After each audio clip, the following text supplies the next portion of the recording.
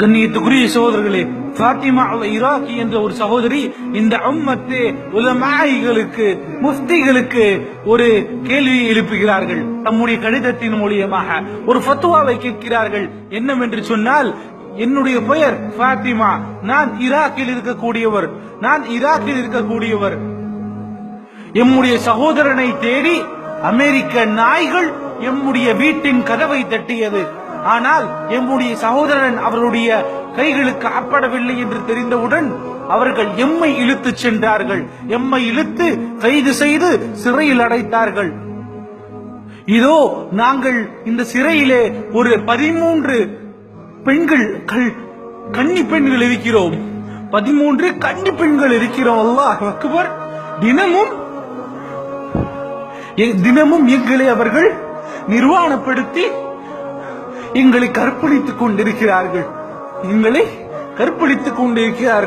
இதோ நான் இந்த கடிதத்தை உங்களுக்கு எழுதும் பொழுது உங்களுடைய ஒரு சகோதரி ஒருவர் தற்கொலை செய்து கொண்டு இருக்கிறார். அவர்கள் எங்களை சலாவிற்கு தொழுகைக்கு விடுவது கிடையாது. எங்களுடைய உடைகளை எங்கள் உடைகளை நாங்கள் போடுவதற்கு அவர்கள் அனுமதிப்பது கிடையாது. அல்லாஹ் அக்பர். எங்களை எல்லாரும் முன்னிலும் நிர்வாணப்படுத்தி கேவலப்படுத்திக் கொண்டிருக்கிறார்கள் அவர்கள். முஹம்மதியா, உங்களுக்கு ரோஷம் இல்லையா? உங்களுக்கு கவலை இல்லையா? உங்களுக்கு அல்லாஹ்வுடைய அச்சம் இல்லையா? நாளை இதே போல உங்களுக்கும் இந்த நிலைமை வரலாம். அல்லாஹ்வை பயந்து கொள்ளுங்கள், அச்சிக் கொள்ளுங்கள், அல்லாஹ்வை பயந்து கொள்ளுங்கள் மறுமையை என்று சொல்லிவிட்டு அந்த சகோதரி ஃபாத்திமா அல்-இராக்கி என்ற அந்த ஒரு சகோதரி சொல்கிறார்கள், உம்மத்தே உலமாய், முஃப்திகளே, எங்களுக்கு அனுமதி கொடுங்கள். இந்த அமெரிக்க நாய்களுடைய கருக்கள் என்னுடைய வயிற்றிலே சுமந்து கொண்டிருக்கிறது.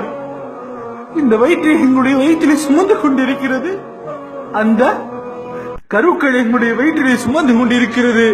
நாங்கள் தற்கொலை செய்வதற்கு இந்த மார்க்கத்திலே அனுமதி இருக்கிறதா என்று சொல்லுங்கள் என்று அல்லாஹு அக்பர்.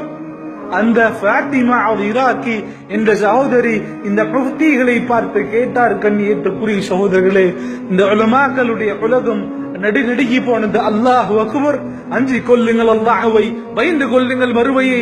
உங்களுடைய சகோதரன் எனக்கு துன்பம் ஏற்பட்டால், உங்கள் சகோதரனுக்கு துயரம் ஏற்பட்டால் நீங்கள் அதை பற்றி சிந்திக்கவும் இல்லை, கவலையும் அடையவில்லை என்று சொன்னால் நினைவில் வையுங்கள், அடுத்து அந்த துன்பத்துக்கு ஆளாக கூடியவர் நீங்களாகத்தான் இருப்பீர்கள் என்று. இதை குறித்து அல்லாஹ் ரப்புல் ஆலமீன் மறுமையில் நிச்சயம் உங்களை கேட்பான். ஒருவரையும் அல்லாஹ் விட்டு வைக்க மாட்டான். அல்லாஹ் விசாரிப்பதிலே மிகவும் கடுமையானவன். கண்ணியத்துக்குரிய சகோதரர்களே, அஞ்சிக் கொள்ளுங்கள் அல்லாஹ்வை, பயந்து கொள்ளுங்கள் மறுமையை.